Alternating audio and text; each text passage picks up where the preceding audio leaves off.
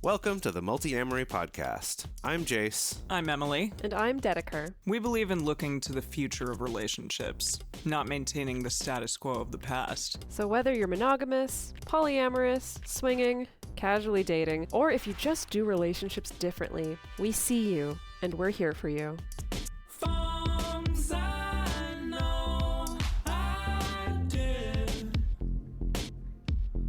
Forcing me to form myself to fit. On this episode of the Multiamory podcast, we have another fun treat for you, which is an episode from one of our fellow pleasure podcast shows. This is an episode of Sex Talk with My Mom. It's episode 356. That is called Gross Sex is Good Sex with Dr. Ian Kerner. But what it's really about is getting to the bottom of what are some of the patterns that you fall into when it comes to having sex with your partner or partners, and taking a look at that and seeing how you might be able to improve that, or kind of what you can learn from these, he calls them sex scripts.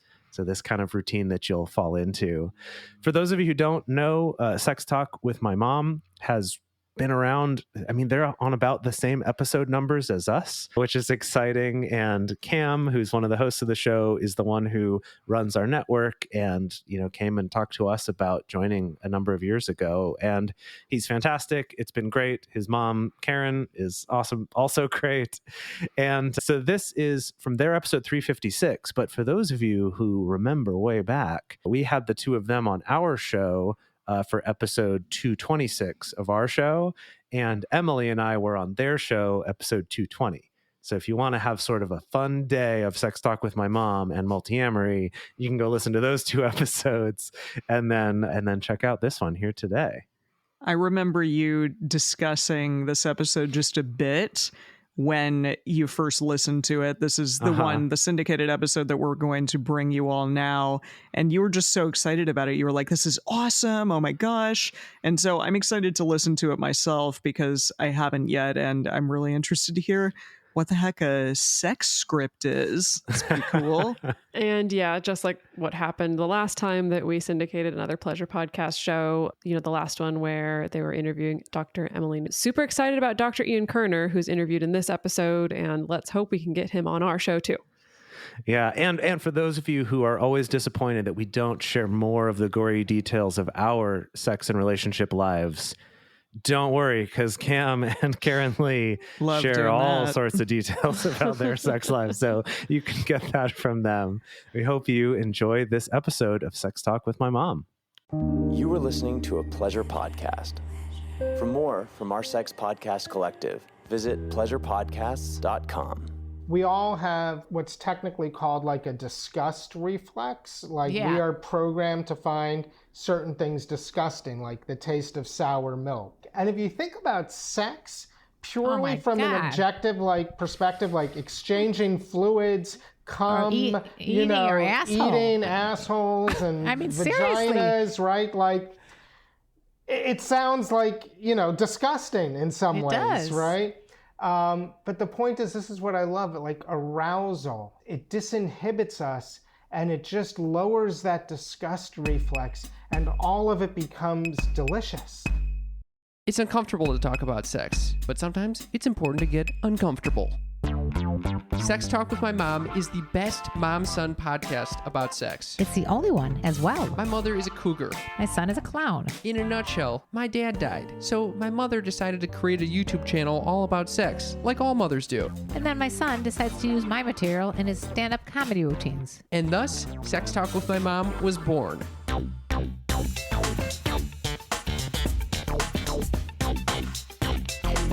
Welcome to Sex Talk with My Mom. I'm Cam Potter. And I'm KarenLee Potter. Oh yeah, we got a special episode for you sneaky freaks today. We got a banger. We got a banger. We haven't had a guest in a long time.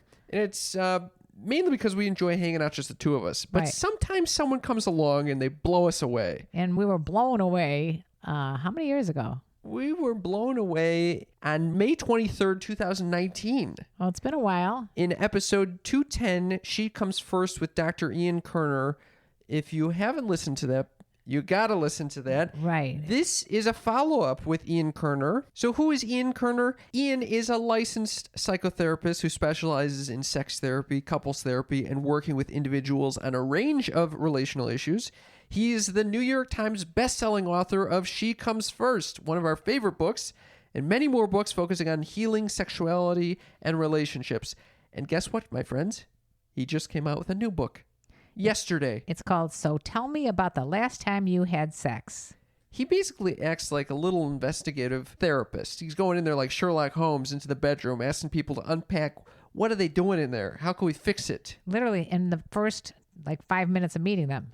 And so we do this on this episode. We have a wonderful discussion with him. We unpack my mother's sex script. Oh, yeah. I went through my sex script. If anybody wants to know what's like in the bedroom with KLP, you're going to hear it here. We also went through my sex script or lack thereof. You're going to hear about CRP's sex script. And we just... But he helped you, I think. He did. He totally did. We talk about hookup culture and casual sex. We talk about initiation in the bedroom. Right. What happens when one person is constantly initiating, the other is not. He makes sex fun. He thinks anything in the bedroom is a go as long as both parties are consenting. That could be porn. That could be sex toys. He just makes it be okay. And I think that a lot of people, especially during this last pandemic, have been in a situation where they just don't even feel like having sex because it just seems like so much effort, but he makes it fun again. And he does that by unpacking the sex script or the storyline that goes through everyone's sexual encounters. Right. And I think it's absolutely a wonderful framework through which you can view your own sex lives. Right. We are very happy with this interview. We hope you enjoy. Thank you for listening. And we love you, you little sneaky freaks. Here we go.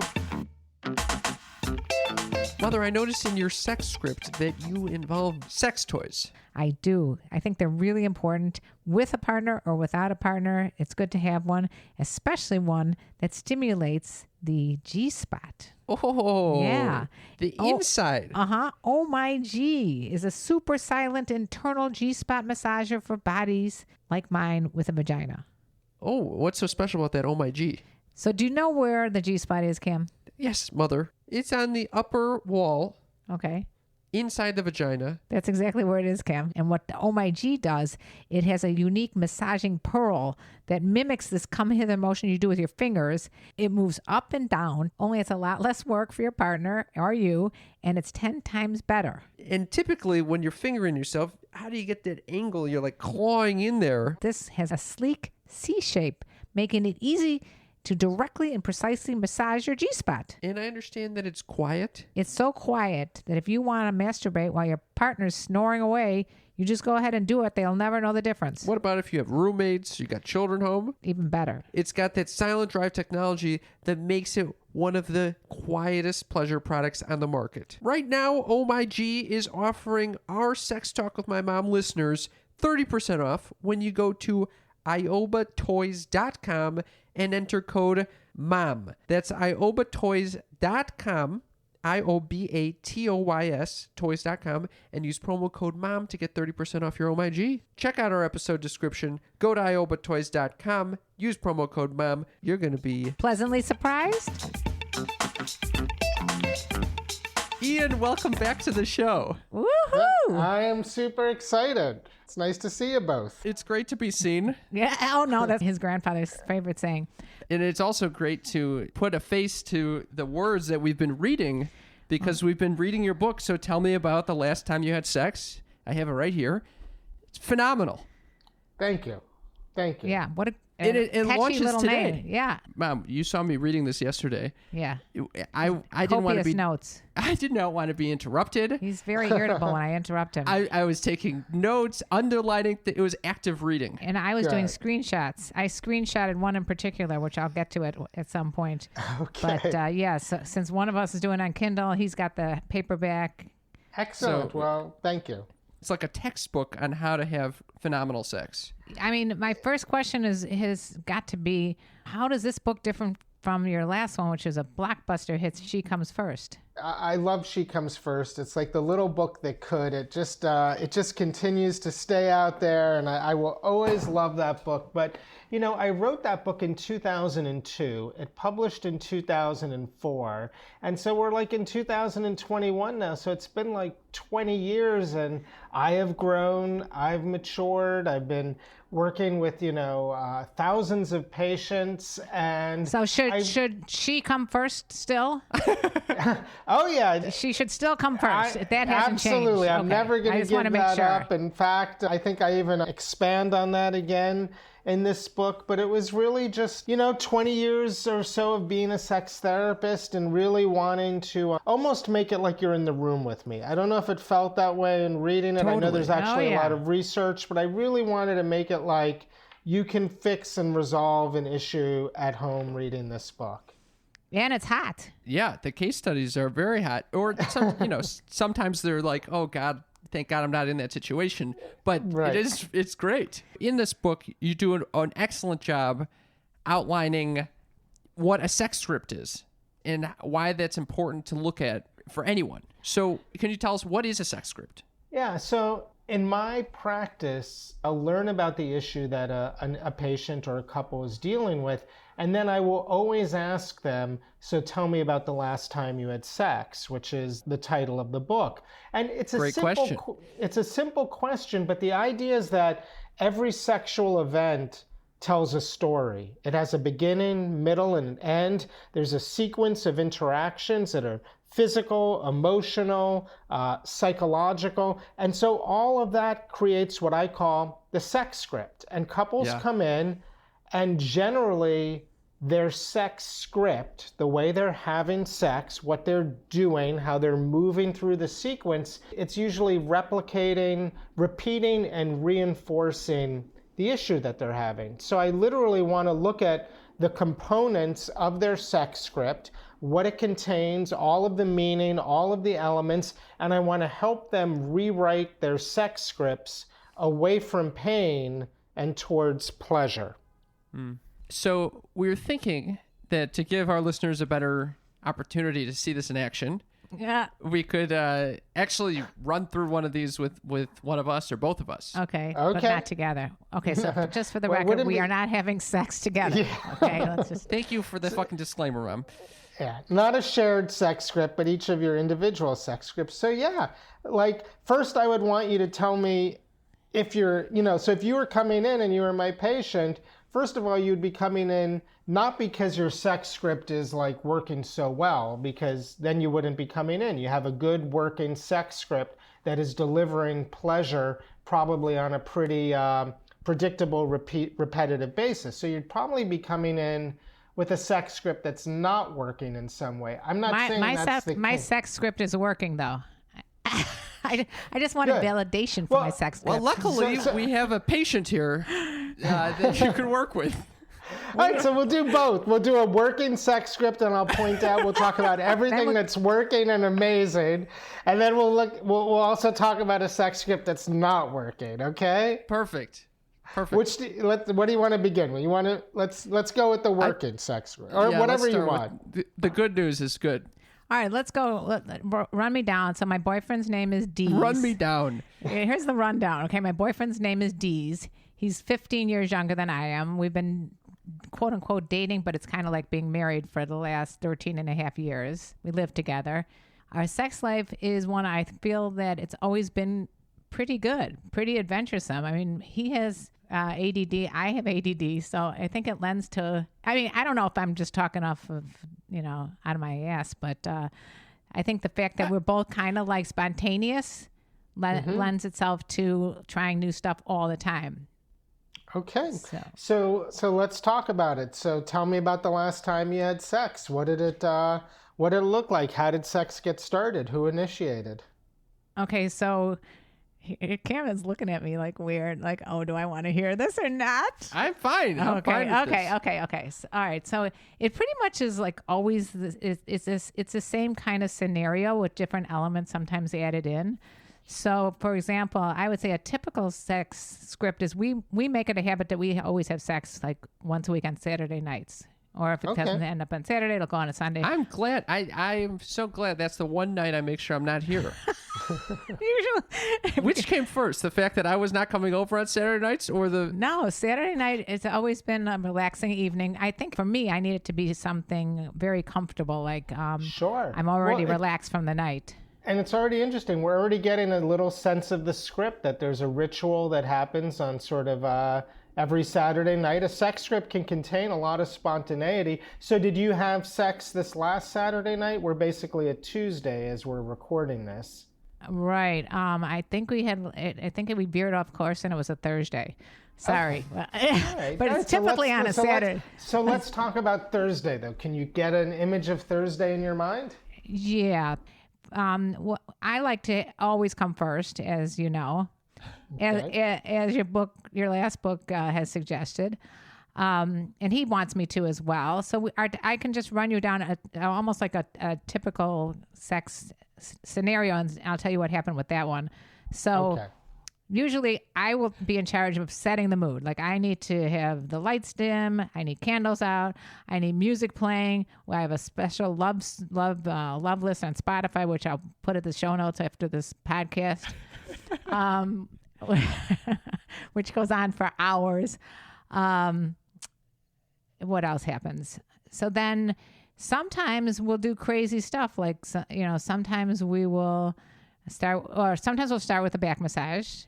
Okay. And then he'll give one to me, then I'll give one to him. Then he may start pleasuring me in different ways. And then I'll start pleasuring him. And then we bring out like a vibrator. And then almost always, both of us like it when he's on the bottom and I'm on top, because that way we can look each other in the eye and we can use a vibrator on my clit while we're having sex. So he feels the vibrations, I feel the vibrations. And then we might go back to having oral sex at that point. So it kind of it's a familiar dance that we can vary up a little bit. But typically it ends up that I will come first and then he will come and then everybody's happy. Okay. And that whole scenario takes about 2 minutes. Just kidding. So, I mean, that's really great. So first of all, then do you relate to the idea of just sex scripts in general? Like that it sounds like you and Dees have something that kind of works. Yeah, we always put in like there's always going to be some sort of fantasy element where we watched like porn and maybe we'll act out like he's Dirty D in the porn theater and I'm like one of the dirty theater porn sluts. That's great. I love that. Now, does that happen sort of early on in the sex script? Like kind of gets things going?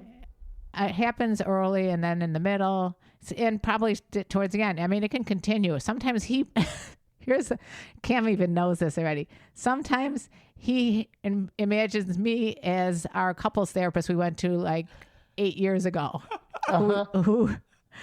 And he will call me by her name one time we were watching porn together and he literally will move me away so he can watch the porn and then anyway. Well, so let me just comment on a little bit of what I'm hearing, because I think that there are actually some really great elements of the sex script that you described. I mean, first of all, it's nice that there's sort of a little bit of a ritual element to it, and it happens, once a week. And we know that couples who have good, healthy sex once a week have higher levels of relationship positivity than couples who do not. And couples who end up having sex a lot more than once a week don't necessarily have higher levels of relationship positivity. So I think just knowing that that's at least ritualized once a week, if not more. I'm hearing that there's some attention to what I call the desire framework and creating a shared desire framework. Like you're very conscious of the environment that you want to be in and what's going to turn you on and get you excited and also eliminate stressors. So I think paying attention to the desire framework is good. I haven't gotten a sense yet of who actually sort of taps the other on the shoulder and says, let's go do this. But I'm going to assume that there's something that's kind of mutual that's happening between the two of you. And what I really like is that you spend time both above the neck and above the waist, right? You described sort of this kind of like sensual massage that could kind of happen. You also described an element of fantasy. So we're really, really fully capacitating the potential for arousal. We're getting the psychological arousal, we're getting the physical arousal before we're going below the waist into any kind of, direct genital stimulation.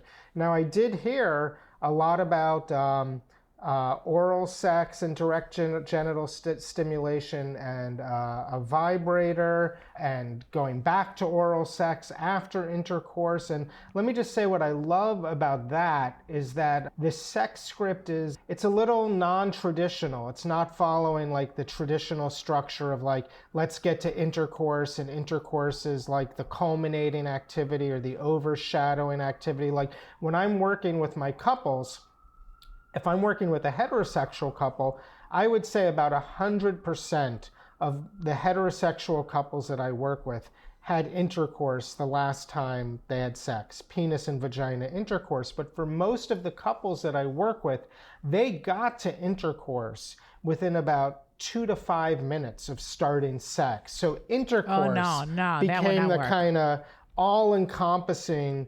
overshadowing sexual behavior that was engaged in. So what I really like about your sex script is that it was kind of deconstructed and had a lot of variety. It actually reminds me, and I say this in a positive way, of gay male sex scripts. Here's the thing, there's a study We're open done. to it. No. Do you mind if I bring in a little bit of the research from the book? Please do. So there was a study done of 25,000 gay and bisexual men. It came out of Indiana University by Josh Rosenberg. It was done about, I think 7 or 8 years ago, but it's a great study because it looked at the last time that these 25,000 gay men had sex. And as it turned out, only 35% engaged in intercourse. So that means 65% of gay men do not generally have intercourse as part of their sex script, which I already think is incredible, right? Because what are they doing?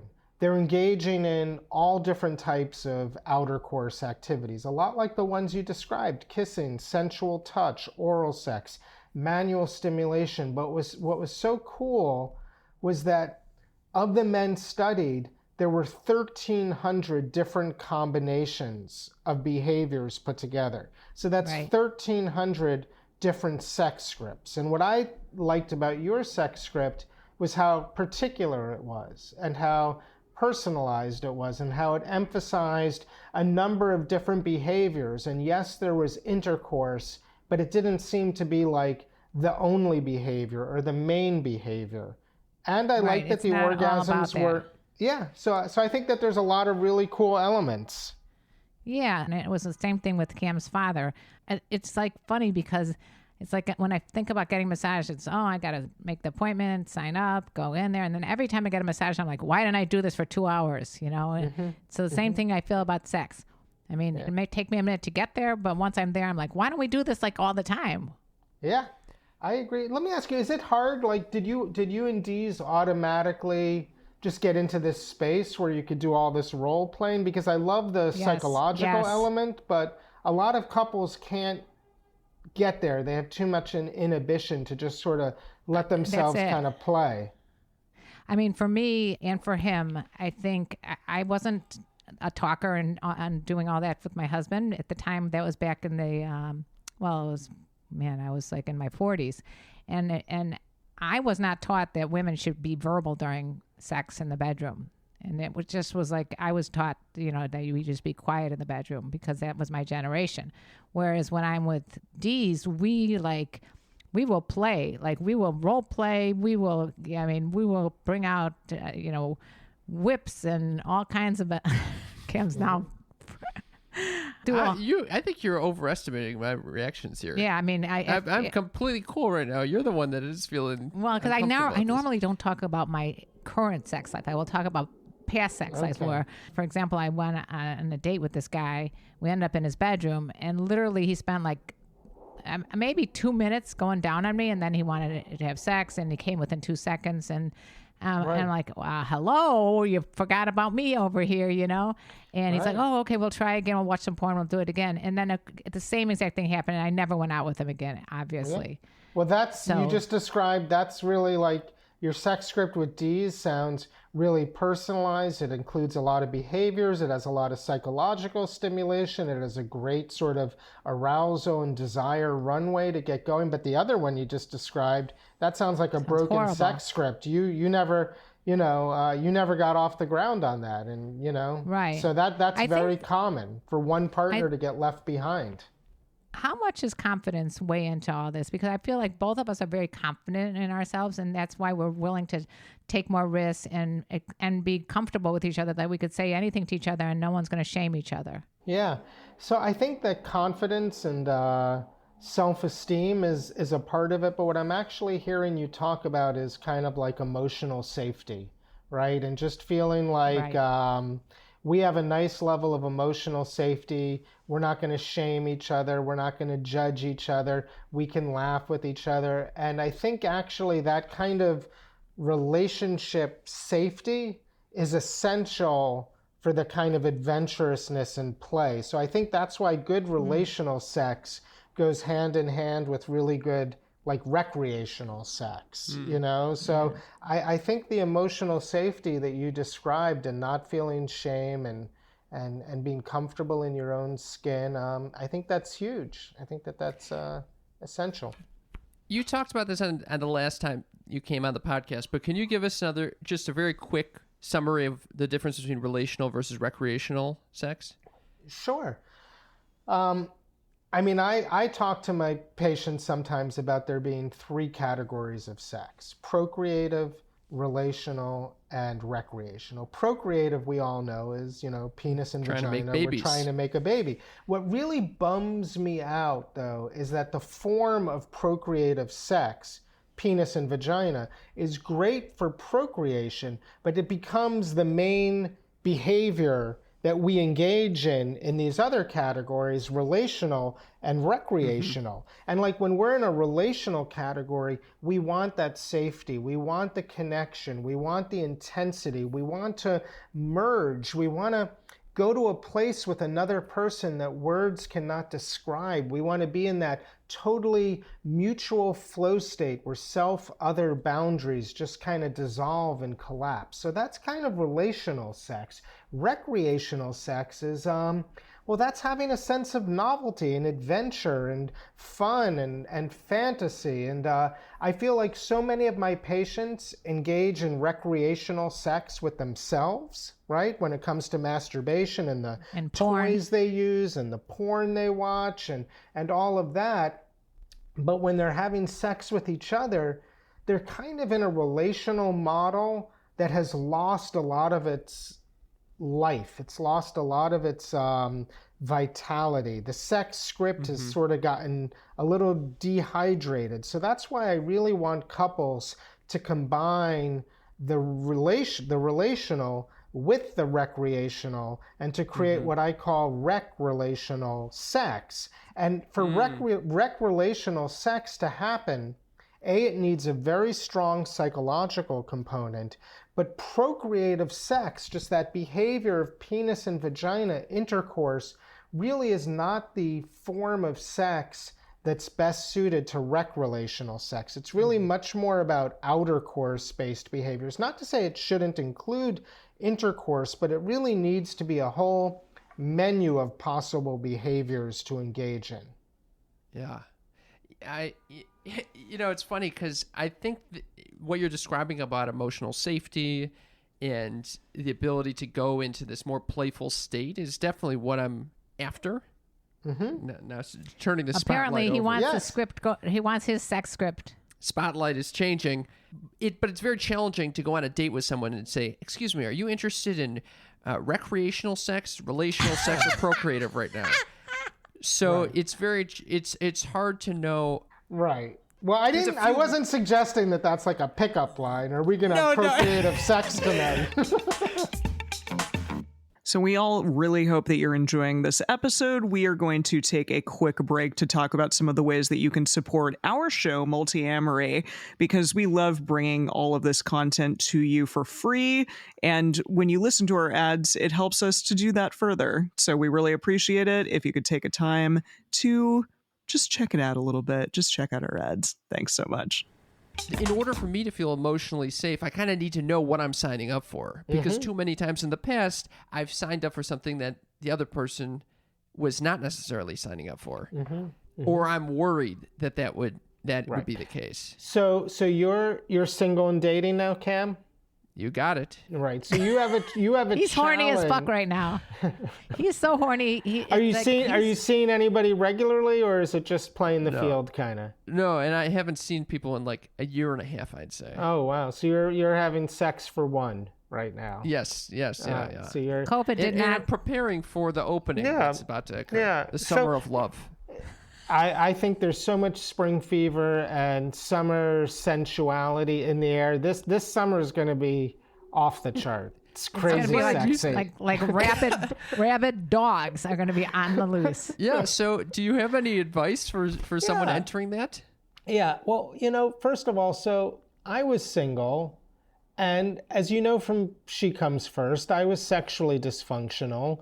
I didn't have a working sex script, and as a result, I was kind of pretty depressed and fatalistic, and sex was not working. So I think as a single person, first of all, just sort of knowing where are you in your sexual element? Like, what is the sex script that is going to allow, forget how you think you're supposed to be having sex, or even the person that you're going to be having sex thinks that you're supposed to be having sex. What is the sex that allows you to be creative, confident, to have that self-confidence and self-esteem that your mom was describing? What are the elements of the sex script that you need? And you might decide, it's going to be very outer course based, or maybe it's going to be very intercourse based, or maybe it's going to be, very psychological and creative. I mean, in the book, I think I have a lot of tools to help you just sort of understand the elements that might best suit the sex script that puts you, sort of in your element, so to speak. I think that the first step is finding someone right. That would to help. have sex with. Having a partner always helps. And I guess entering this summer of love, I don't have a strong desire to have just one partner and develop a relationship. It's like the same reason why I don't want to have a dog right now. I don't want to have like the I want to. Right. I've been pent up. I'm coming out of hibernation. Right. So I have that motivator. Like, I don't necessarily want this full-blown relationship right now, so I'm looking for more casual sex. Okay. And at the same time, as we discussed in the last podcast, as we discuss ad nauseum on this show, I come pretty quickly, or quicker than I want to coming, and right. So I need that emotional safety that someone is not going to be like, "What the fuck? That was like 2 seconds," because that's not going to help the matters. If right. Okay. So does it really matter though? I mean, even if he comes real quickly, he can still pleasure her and come again probably very soon thereafter. So does it really matter if he comes that quickly? Well, I was following you through the pleasure part, but coming very soon, quickly thereafter, that really depends on the guy and his age and his lifestyle and just sort of I don't even know his natural sexual temperament. I mean, and then a lot of guys who have premature ejaculation, who are able to get erections again quickly, will often prematurely ejaculate again. I mean, just because you sort of ejaculated once and then get an erection again doesn't mean that you're not going to ejaculate quickly the second time around. There are men who can prematurely ejaculate with almost completely flaccid penises. Wow. So, but do women really care? Do women really care about what? If he has sex, he ejaculates quickly. He goes down on her for 20 minutes, and then he gets hard again, and they have intercourse again, and he just comes real quickly again. Do you think if he made sure that he gave her a great orgasm, that at that point the woman would say, oh, I don't want this anymore because he just comes too quickly? No, I mean, I think that would be a kind of an interesting, sex script. I mean, for somebody who struggles with early ejaculation, I think you want to really focus on percolating a lot of arousal. I think you want to really focus on a lot of psychological arousal as well. You want to do whatever you can to get the person you're with really, fully aroused. I think you want to really sequence out sort of that transition into oral sex or outer course and direct genital stimulation. I think if you want to transition into intercourse, you should probably be within about 30 to 60 seconds of your partner's orgasm, and you should be able to either ask about that or communicate or on some level intuit that. And then I think you probably want to transition into a sex position like woman on top that's going to provide, the most direct clitoral stimulation. And more than likely, if you're a guy with premature ejaculation, you're pretty excited at that point and you're probably going to ejaculate. But if you're within that 60 or 45 second window, even if you ejaculate and your penis is becoming detumescent, there's still going to be a lot of clitoral stimulation against the pelvic bone. Wait, so detumescent means like just soft? Just losing that erection, all the blood's flowing out. So I mean, those are just some of the ways that I would start to think about the sex script that for somebody who's single and who has early ejaculation.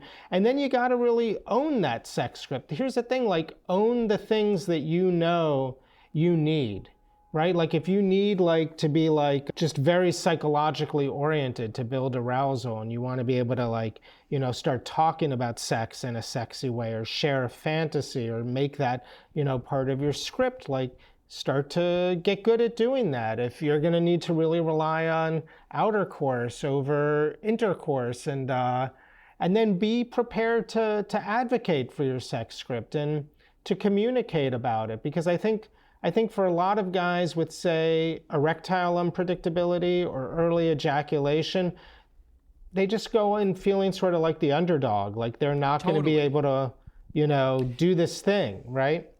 So, I mean, what do you make of these competing desires? The desire to experience this summer of love and, be free, and then this desire for that emotional safety.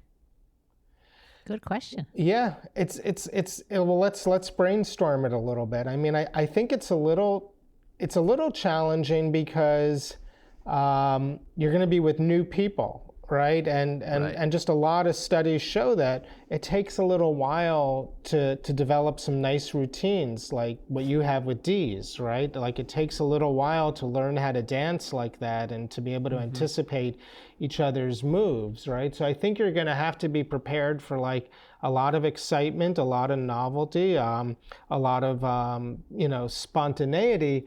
But how could you get some emotional safety, or how could you start to feel really I mean, just because it's somebody new, does that mean there isn't any emotional safety, or there isn't a level of comfort or communication, or? No. Usually with me, there's over communication. So I think I could develop emotional safety if, but it's hard to find that right person to. So basically, my whole approach is if I can't develop the emotional safety, I just won't engage. Mm-hmm. But that leads me having years go by without having any sexual interaction with my partners. So talk to me about what you need to cultivate emotional safety. How long does that take, or what do you do to cultivate it, or when do you start to experience that feeling of emotional safety? A couple dates, I'd say, and real dates where I'm sitting there maybe an hour or so, we're talking with the person, feeling them out, seeing how they respond to certain events. Right. And Cam, is the thing that you're worried about sexually the early ejaculation, that you're just not going to go home and really be a good lover with this person? Sexually, that's what I worry about.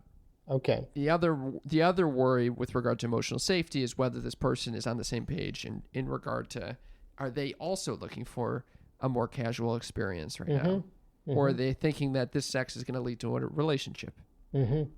So are you overly anxious about that? Like, do you worry about that, or like, do you talk about that with the partner? Or are you assuming you're like I ask because some people almost have like a little bit of an OCD around like ruminating over, does this person think I'm here just for the night or for life, or, you know, like to what extent are you? I wouldn't say it's an OCD level, but there's an awareness there, and there's the awareness that I'm not bringing it up necessarily.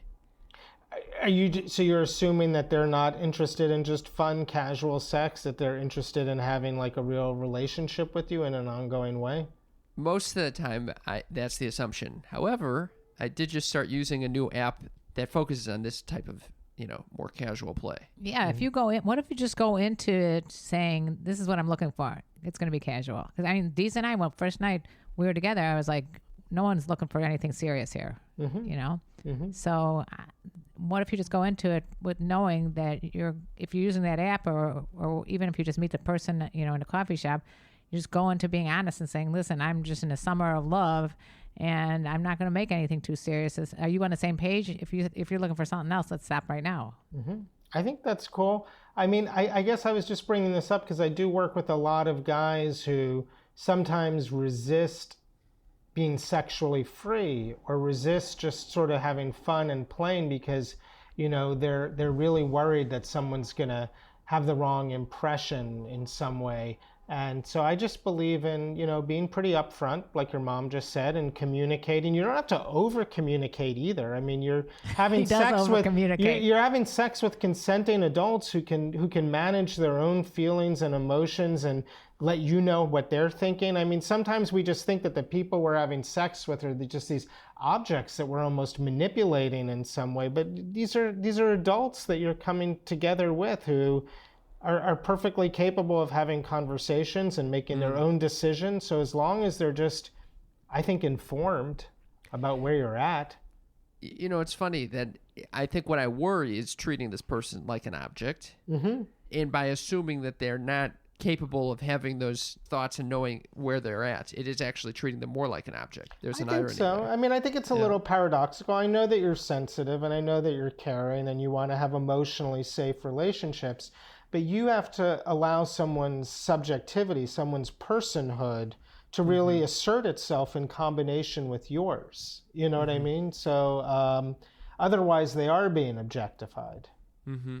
I like that. I like it too. Can we switch total gears here? Because I know we're coming to an end of this, and I'm not going to get to this, but I loved this passage in your book. I just wanted to read this. I think you, Cam, said that you also like this. This is where I think if you're with someone like I'm with my partner who is kind of like all or nothing, I have to explain the nuances here. I'm going to read this chapter and tell you, and I think this is about yourself, actually. It says, take biting or tickling, for example. If I just walk up to my wife and bite her or tickle her or slap her on the butt, that could turn her off and probably piss her off, and it may even feel too rough or too ticklish if done at the start of sex. But once we get going and she's aroused, a good bite, nibble, or tickle may feel sexy and exactly what the doctor ordered, or in this case, provided. Right. I just love that. Can you go into that a little bit? Because I think that's something that people just don't sometimes understand, the difference between everyday behaviors and stuff that goes in the bedroom. Yeah. Well, first of all, I want to say with like all sexual behaviors, it's not just about the behavior, it's about the timing of the behavior, right? So it's the right behavior at the right time. So something that feels very uncomfortable at the beginning of the arousal process, like when someone goes straight to like direct genital stimulation. I hear this from men too. Wow, like as soon as she sees an erection, it's going straight for the penis in a kind of forthright way. It's a great behavior, it's a great activity, but it's just happening at the wrong time in the arousal process. So I think that every behavior, and so when I talk about just sort of walking up to my wife and like slapping her on the ass, it's just like we're not in that sexual space. There's no arousal being generated, between the two of us. So does she get pissed off at you if you just walk up and hit her in the butt? Yeah, she gets pissed off at that. And what is that men think that women like that, or don't even give a shit if women like it, I should say. Well, because... I guess you just see this bud and it looks kind of tasty, and you just want to like connect with it in some way, you know? Right. But still, that happens to me pretty often with these. And he's like, oh, all my friends do this. I'm like, I don't give a shit if all your friends do this. I didn't say you can walk up and hit me in the ass. And then I get really pissed and I try to hit him and I hurt my hand. Yeah. But meanwhile, if you're in bed and that's a whole you're in the different middle ballgame. of arousal, you want that bite on the neck maybe, or you want that slap on this. You know, so the other thing that's interesting is that we all have what's technically called like a disgust reflex. Like we are programmed to find certain things disgusting, like the taste of sour milk. You know what I mean? Like it's just gross. It informs us, don't drink this or you're going to get, really sick. And if you think about sex purely from an objective perspective, like exchanging fluids, cum, eating your asshole. eating assholes and vaginas, seriously. right? Like it sounds like, disgusting in some ways, does. right? But the point is, this is what I love, like arousal, like the gift of human arousal, just it disinhibits us. And it just lowers that disgust reflex and all of it becomes delicious. That's to me kind of like the beauty of arousal and sex. And that's why throughout the book, what's so important in understanding a sex script is it's not just a sequence of events, it's actually going through a process of arousal that's increasingly building and culminating. And I loved how you distinguish between like physical and psychological arousal and in creating this erotic mind. Absolutely. Absolutely. Well, that's what I would say to you as well, Cam. Like, if I could go back to all my single days as an early ejaculator, I would become much more an expert in psychologically turning someone on, psychologically romancing and seducing them, because that builds as much arousal in the body, if not more, than physical arousal. Especially for women, I could speak that is 100% true. But what else is interesting is that there's this, the disgust response that takes place if you do that if you have that erotic mind with someone who's not in that context, you become very creepy to them, I think. Again, everything about like right time, right place, right? Like, yes. It's a dance. You don't want to just be out at coffee and, So how do you when you're in the moment, when you're engaging in foreplay, when you're starting to kiss, when you're starting to exchange breath, when your bodies are up against each other, like why not braid in the psychological arousal? Why not start to comment on what you're experiencing and seeing? Like if you sit down and like you're having a delicious meal with somebody, wouldn't you comment on everything that was so amazing about that meal? Yeah. That's a really good idea. That listeners, you sneaky freaks, that's a very good idea. Comment on what you see and hear and think and all the senses. Cam, I have to go through some of these TikTok. The question I asked on my TikTok was, who initiates sex? And I had some funny answers I wanted to run by you and see what you thought. Because I don't know, first of all, is it important who initiates? What's important is that each person's desire framework is honored. So I was just with a couple before we started talking. They were here and they have an issue, which is he always feels spontaneous desire. Like he's always interested in her. He would always love to go up and kiss her or talk to her. But there's something about him that inhibits him from doing that.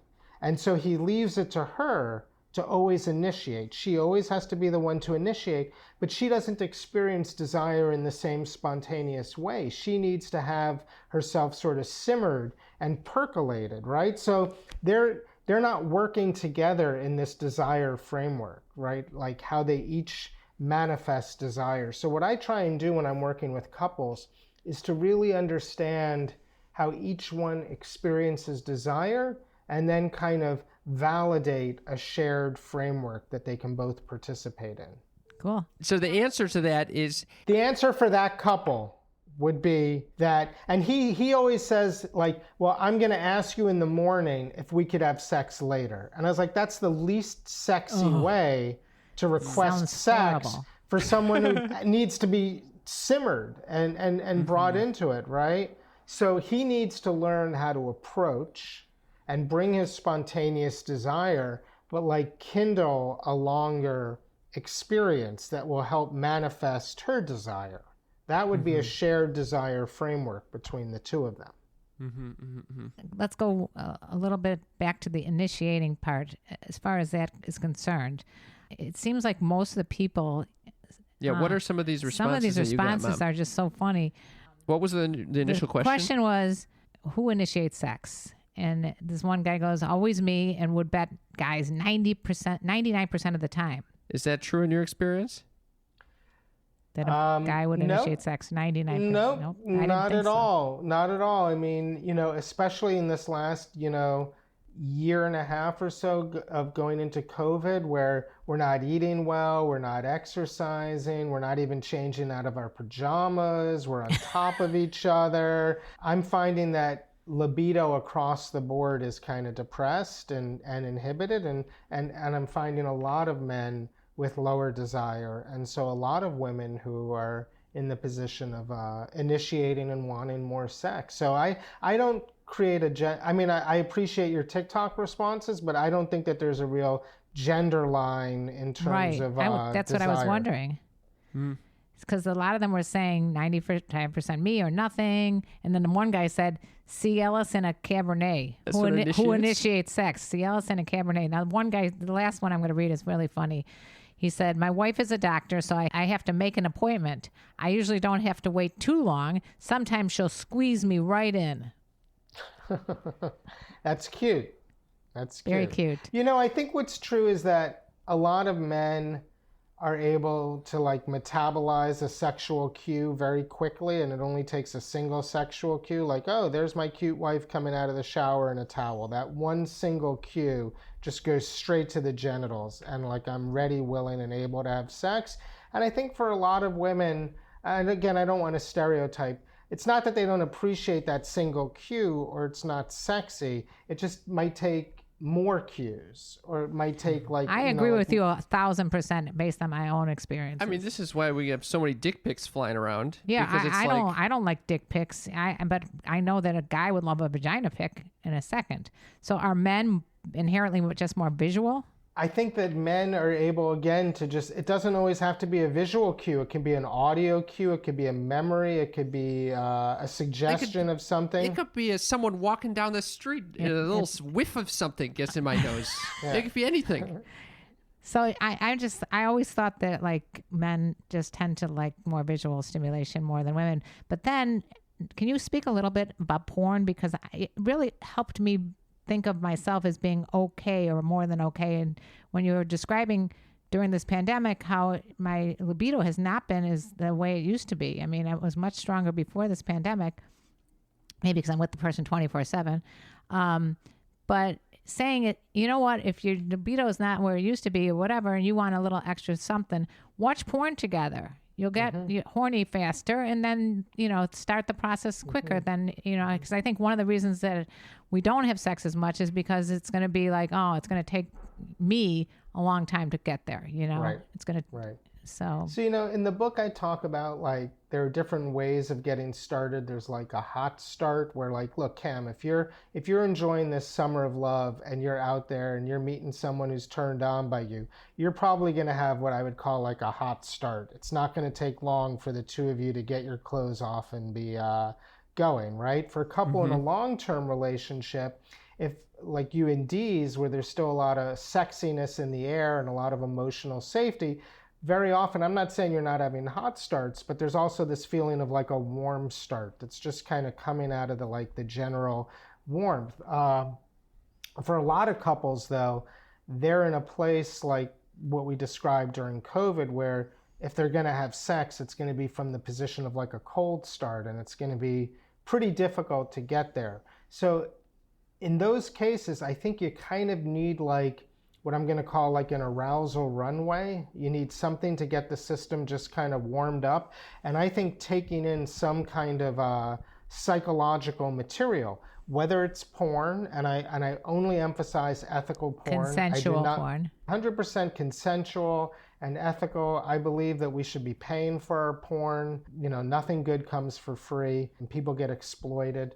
But it could also be, there's also a renaissance in audio erotica and in audio porn and in literary erotica and in toys that are creative and suggestive. So, I mean, all of this stuff can help introduce more psychological material into the system.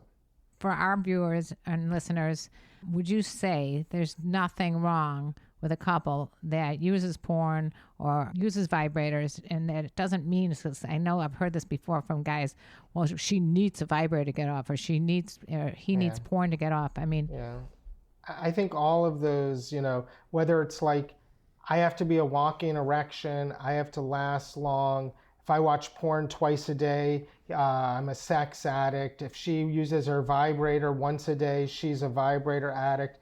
These are all just, you know, misconceptions that, you know, unfortunately really dilute and make the playground of sex pretty limited and constrained. So I think we should get everything into that playground. I mean, I think, you know, study after study shows that couples who watch porn together have more adventurous sex lives or feel better overall about communicating about sex and porn, get more excited about having sex with each other. I'm not saying that porn is the answer, but sometimes you need to, you know, again, just bring that psychological arousal into your relationship. I have a question, which is, what are your thoughts on today's hookup culture? And the reason I'm asking this question is because I'm very interested in Buddhism and Buddhist take on sexuality, which is considered, like, they suggest wise sexuality. Mm-hmm. And some people interpret that to mean if it's consensual, if both partners are excited about the pleasure, that's fine. Other people, there's like different interpretations of it. And so hookup culture is interesting because I'm not sure it sits in the category of wise sexuality.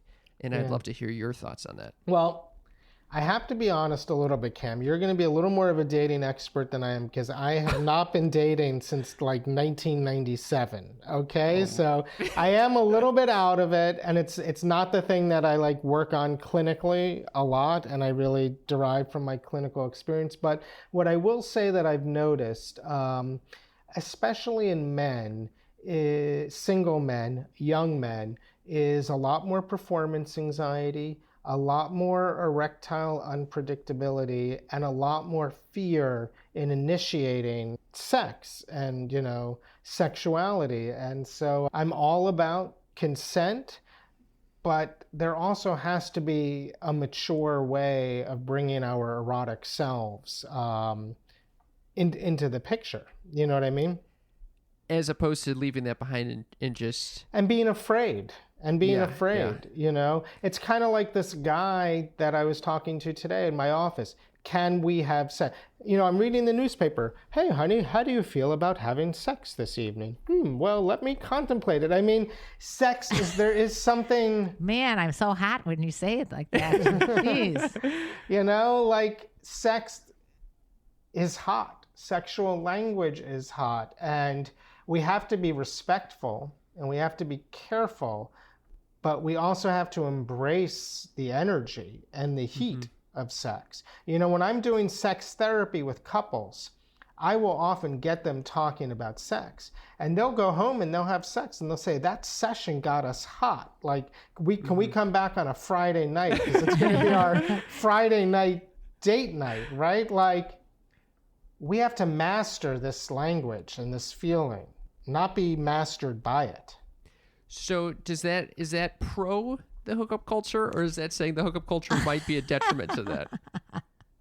I think I would be pro. Well, when you say hookup culture, what do you mean by I was hooking culture? up. I'm part of that hookup culture when I became single again at 48. I'm very pro sexual experience and sexual variety and sexual encounter. What about threesomes? I'm positive about anything that is consensual and that's, you know, fun. I mean, some couples, I work a lot with couples who just want to make a world of their bedroom and it's just the two of them. I work with a lot of couples who want to enjoy sex parties and shared sexual adventure and just like get out there in the world and enjoy others. Sometimes I work with couples who want all that adventure, but they want it in a more consensually non-monogamous way where they're sort of each getting, So I'm all about that. The thing that's hard in our culture is that monogamy, especially for heterosexual couples, is, such the dominant paradigm that it's hard sometimes to switch out of that, right? Like if you start off in a monogamous relationship and you feel that there's something that's non-monogamous or erotically explorative about you, it's very difficult to pivot sometimes out of that paradigm. I love that you brought up the Coolidge effect too. The Coolidge effect being around the importance of novelty in a relationship, and women want it just as much, if not more, than men.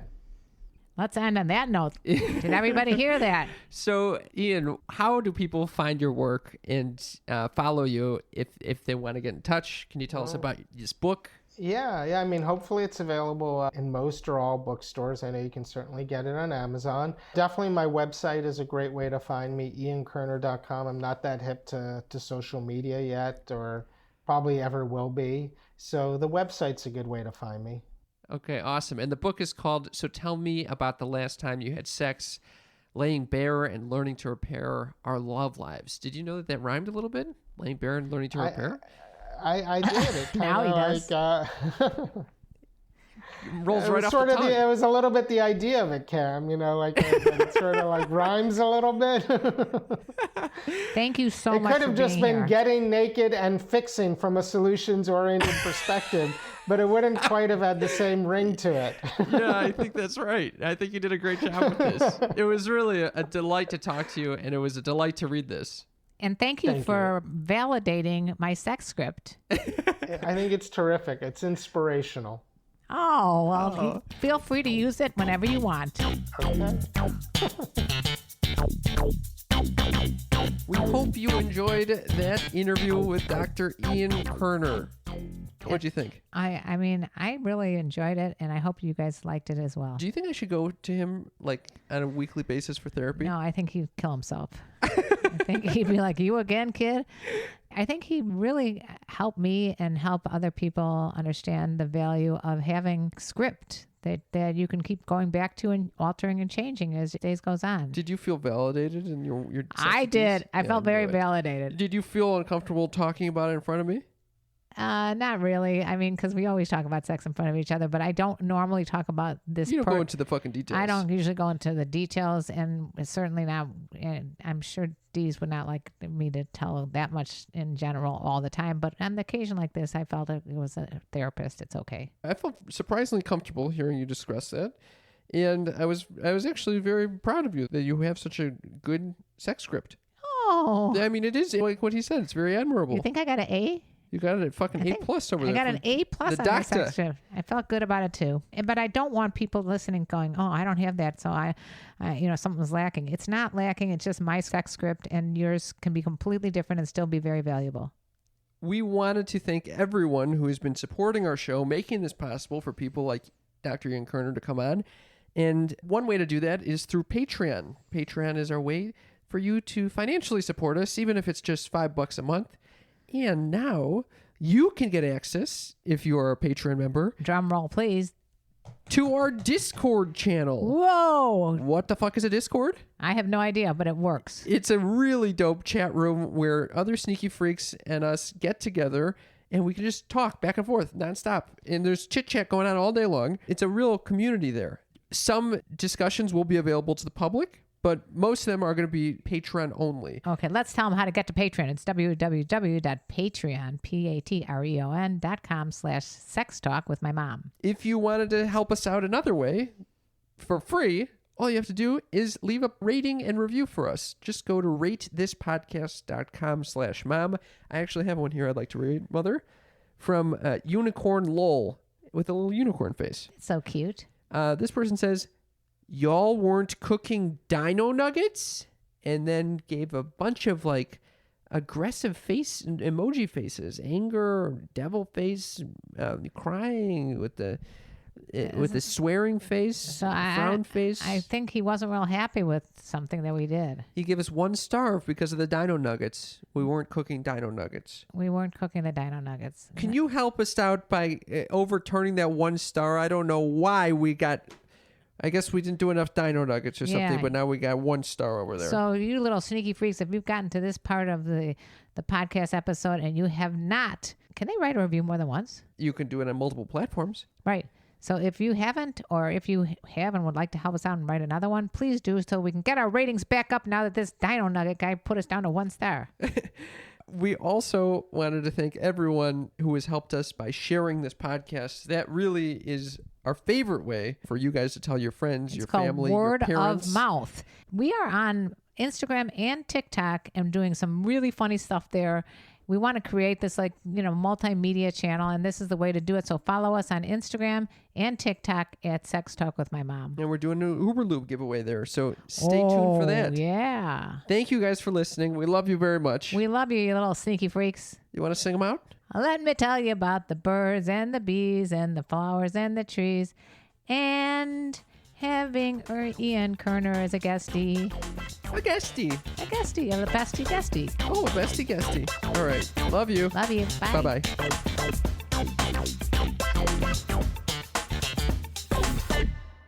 Thank you, everybody, for listening this week. Please, if you enjoyed this episode, go check out other episodes of Sex Talk with My Mom or some of the other fantastic shows on the Pleasure Podcast Network. The best place for you to share your thoughts with other listeners is on the episode discussion channel in our Discord server, or you can post in our private Facebook group. You can get access to these groups and join our exclusive community by going to patreon.com/multiamory. In addition, you can share with us publicly on Twitter, Facebook, or Instagram. Multiamory is created and produced by Jase Lindgren, Emily Matlack, and me, Dedeker Winston. Our episodes are edited by Mauricio Balvanera. Our production assistants are Rachel Shenowork and Carson Collins. Our theme song is Forms I Know I Did by Josh and Anand from the Fractal Cave EP.